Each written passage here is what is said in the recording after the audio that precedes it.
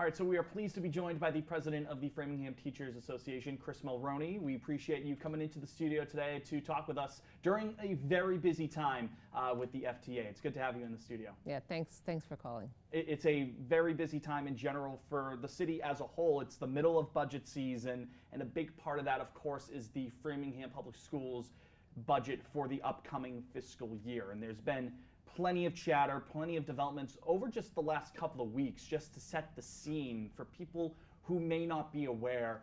What's happened over the last couple of weeks in a broad sense, in where do we stand today? Because just a matter of weeks ago rather, the potential proposal on the table was something along the lines of about $180 million for Framingham Public Schools. And as of this past Wednesday, that number is now it's at $172 and just over $500,000 from there. How have we gotten to this point? So basically the school department was given a budget suggested proposal by the mayor, and of course they always draft their budget very thoughtfully through the school year.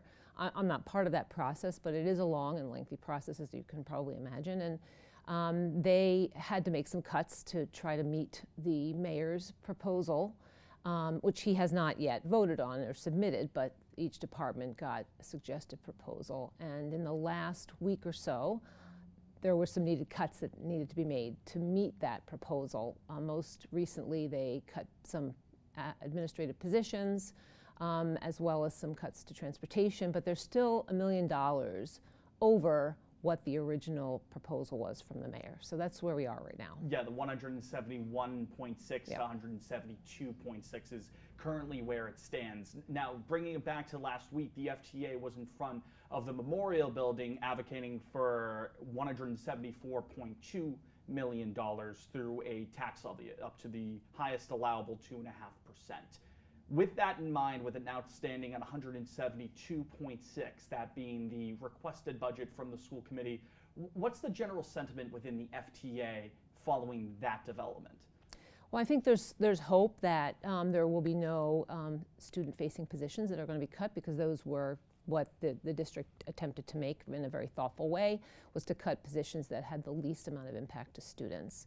I mean, just to be clear, the tax levy can be over 2.5%. Obviously, the general sense is that it can't be over 2.5%, but we've been well below that here in the city for many years. But we want the budget that the school district proposed to be agreed upon, and that $1 million gap to be met. Is there any hope now over the next coming weeks, as Mayor Sisitsky does prepare to present the budget as a whole to the City Council, is there any hope on the FTA side that there might be a raise to the tax levy in some capacity, even if it isn't at that 2.5% mark? So if it doesn't reach at least that 2.5% mark, my understanding is that could be devastating to student-facing positions, and we are already short. We have lots of open positions, particularly our aides and assistant positions that support, some of our most needy students. And you probably recall the recent City Council meeting where the superintendent was asked to speak to those challenges that a couple of buildings were having.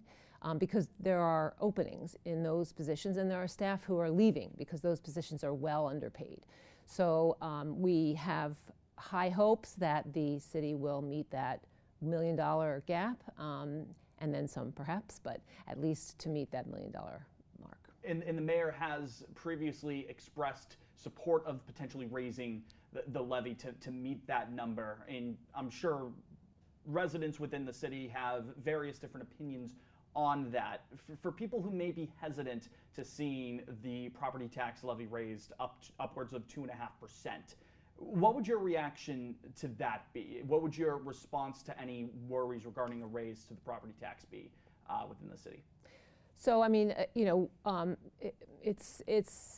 city has saved money over several years as the Student Opportunity Act money came in, and the district was able to give back to the city so that the city could resolve some city issues that they might be dealing with. And so it's over those years, the city has saved money. So it may be a time now where and many other communities are doing this, having to raise their tax levy to meet the needs of their public schools. Now, as things stand now, sort of a two-pronged question here. Have you heard from community members within Framingham regarding their thoughts on this $172.6 million? I just had let me start that over. Sort of a two-part question here. Have you heard from community members regarding their reactions to the $172.5 roughly million request from the school committee, their thoughts on that? And since the last Wednesday night's proposal from the school committee, have you and your team from the FTA been in communication with Mayor Sisitsky or the City Council or the school committee on this matter? The mayor did come out to speak with us at the standout and sounded supportive of increasing as he needed to meet the needs of the schools. With regard to community members, yeah, there were community members who attended the standout. One I know wrote a very eloquent letter to the mayor detailing her thoughts. She is a community member and a taxpayer here in Framingham, as well as an employee in another district.